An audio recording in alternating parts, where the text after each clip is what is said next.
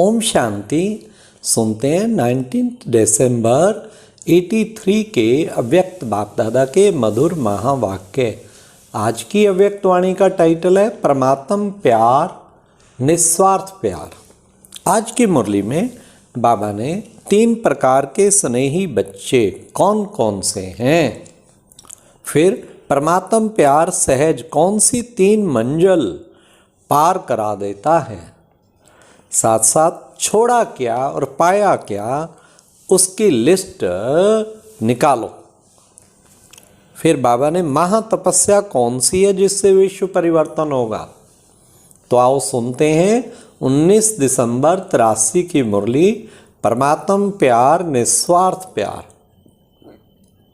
प्यार के सागर शिव बाबा अपने स्नेही बच्चों प्रति बोले। आज स्नेह के सागर बाप अपने स्नेही बच्चों को देख रहे हैं। स्नेही सब बच्चे हैं, फिर भी नंबरवार हैं।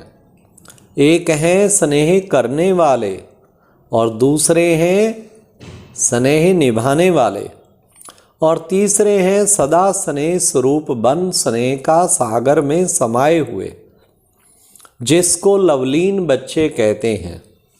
लवली और लवलीन दोनों में अंतर है। बाप का बनना अर्थात स्नेही, लवलीन बनना। सारे कल्प में कभी भी किस द्वारा भी यह ईश्वरीय स्नेह परमात्म प्यार प्राप्त हो नहीं सकता। परमात्म प्यार अर्थात, अब सुनते चलिए परमात्म प्यार की परिभाषा। परमात्म प्यार अर्थात निस्वार्थ प्यार। परमात्म प्यार इस श्रेष्ठ ब्राह्मण जन्म का आधार है। परमात्म प्यार जन्म जन्म की पुकार का प्रत्यक्ष फल है। परमात्म प्यार नए जीवन का जियेदान है। परमात्म प्यार नहीं तो नीरस जीवन सूखे गन्ने के मुआफिक। परमात्म प्यार बाप के समीप लाने का साधन है। परमात्म प्यार सदा बाप दादा के साथ अर्थात परमात्मा को साथी अनुभव कराता है। परमात्म प्यार मेहनत से छुड़ाए सहज और सदा के योगी योग युक्त स्थिति का अनुभव कराता। तो कितनी प्राप्तियां बताई? 10 प्राप्तियां बाबा ने बताई। परमात्म प्यार, निस्वार्थ प्यार, ब्राह्मण जीवन का आधार, जन्म जन्म की पुकार का प्रत्यक्ष फल, जियेदान जीवन का, नए जीवन का जियेदान। फिर बाबा ने कहा बिल्कुल जीवन नीरस अगर परमात्म प्यार नहीं, समीप लाने का साधन। और फिर बाबा ने बाप दादा के साथ परमात्मा को साथी अनुभव कराता। कितना बाबा ने ये चीज़ें बताई। मेहनत से छुड़ाता, सदा के योगी योग युक्त बनाता। फिर बाबा ने कहा परमात्म प्यार सहज ही 3 मंजिल पार करा देता। अब सुनिए 3 मंजिल। पहला, देह भान की विस्मृति। दूसरा, देह के सर्व संबंधों की विस्मृति। तीसरा, देह की दुनिया की अल्पकाल की प्राप्ति की आकर्षण में पदार्थों का आकर्षण सहज समाप्त हो जाता। त्याग करना नहीं पड़ता, लेकिन श्रेष्ठ सर्व प्राप्ति का भाग्य स्वतः ही त्याग करा देता। तो आप प्रभु प्रेमी बच्चों ने त्याग किया व भाग्य लिया। क्या त्याग किया? अनेक चत्तियां लगा हुआ वस्त्र, जड़ जड़ी भूत पुरानी अंतिम जन्म की देह का त्याग। ये त्याग है क्या? अब बाबा लिस्ट सुनाते जाएंगे, छोड़ा क्या और पाया क्या।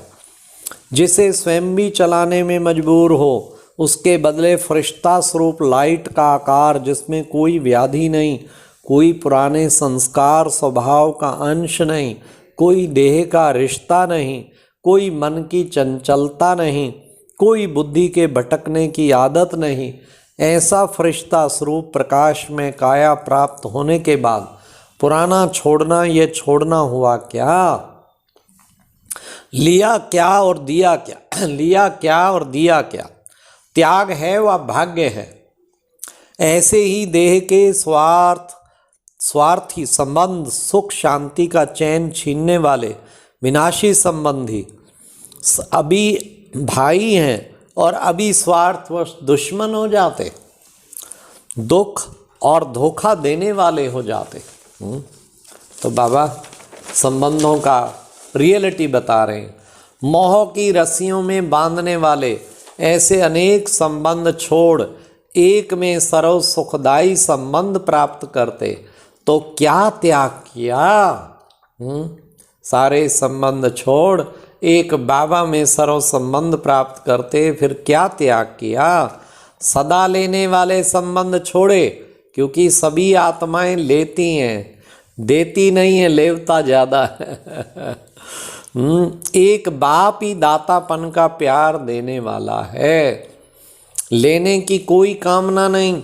चाहे कितना भी धर्मात्मा, महात्मा, पुण्य आत्मा हो, गुप्त दानी हो, फिर भी लेता है, दाता नहीं है।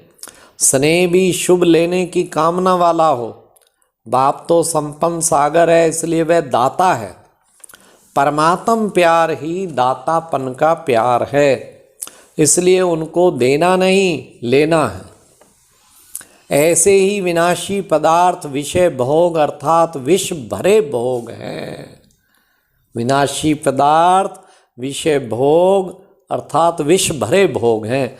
मेरे मेरे की जाल में फंसाने वाले विनाशी पदार्थ भोग भोग कर क्या बन गए हो। पिंजड़े के पंछी बन गए हो ना। ऐसे पदार्थ जिसने कखपति बना दिया, उसके बदले अब फिर सुनो पाया क्या। सर्वश्रेष्ठ पदार्थ देते जो पद्मापति बनाने देते, तो पद्म पाकर कख छोड़ना, क्या ये त्याग हुआ क्या। परमात्म प्यार भाग्य देने वाला है, त्याग स्वतः ही हुआ पड़ा है। ऐसे सहज सदा के त्यागी ही श्रेष्ठ भाग्यवान बनते हैं। तो बाबा ने कहा कभी कभी बाप के आगे बड़े लाडले ही कहें, लाड प्यार दिखाते हैं कि हमने इतना त्याग किया, इतना छोड़ा, फिर भी ऐसे क्यों। बाप दादा मुस्कुराते हुए बच्चों को पूछते हैं, छोड़ा क्या और पाया क्या, उसकी लिस्ट तो निकालो। कौन सा तरफ भारी है, छोड़ने का व पाने का। आज नहीं तो कल तो छोड़ना तो है ही है। मजबूरी से भी छोड़ना ही पड़ेगा। अगर पहले से ही समझदार बन प्राप्त कर फिर छोड़ा तो वह छोड़ना हुआ क्या। भाग्य के वर्णन के आगे त्याग कोड़ी है, भाग्य हीरा है, ऐसा समझते हो ना। वह बहुत त्याग किया, बहुत छोड़ा है। छोड़ने वाले हो या लेने वाले हो। कभी भी स्वप्न में भी ऐसा संकल्प किया तो क्या होगा। अपने भाग्य की रेखा को मैंने किया, मैंने छोड़ा, इससे लकीर को मिटाने के निमित्त बन जाते। इसलिए स्वप्न में भी कब ऐसा संकल्प नहीं करना।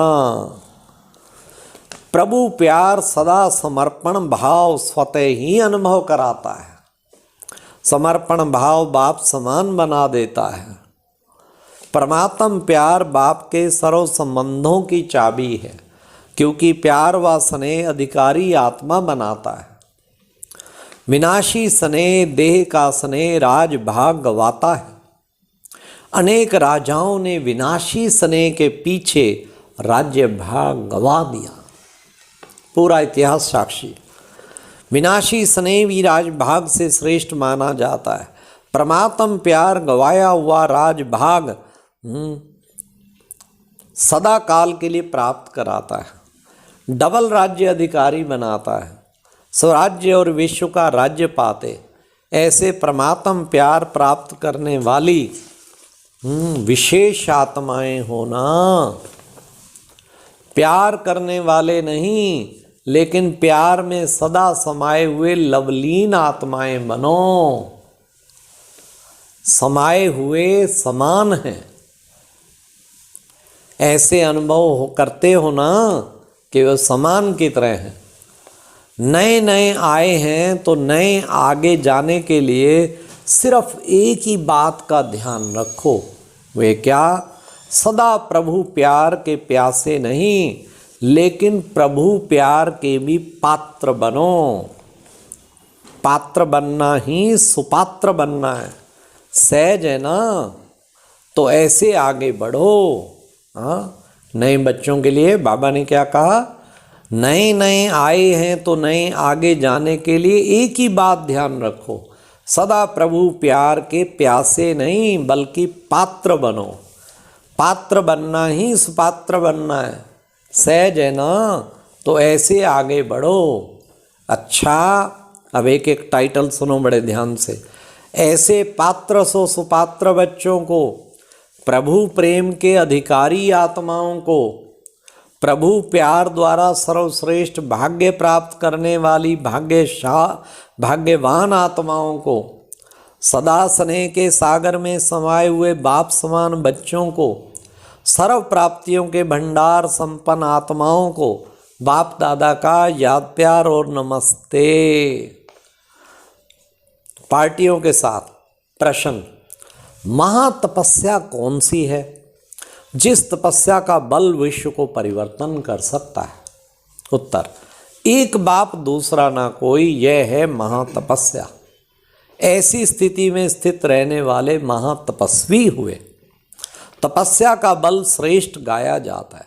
जो इस तपस्या में रहते एक बाप दूसरा ना कोई, उनमें बहुत बल है। इस तपस्या का बल विश्व को परिवर्तन कर देता है। हठ योगी एक टांग पर खड़े होकर तपस्या करते, लेकिन आप बच्चे एक टांग पर तो नहीं, एक की स्मृति में रहते हो। बस एक ही एक ऐसी तपस्या विश्व परिवर्तन कर देगी। तो ऐसे विश्व कल्याणकारी अर्थात महान तपस्वी बनो।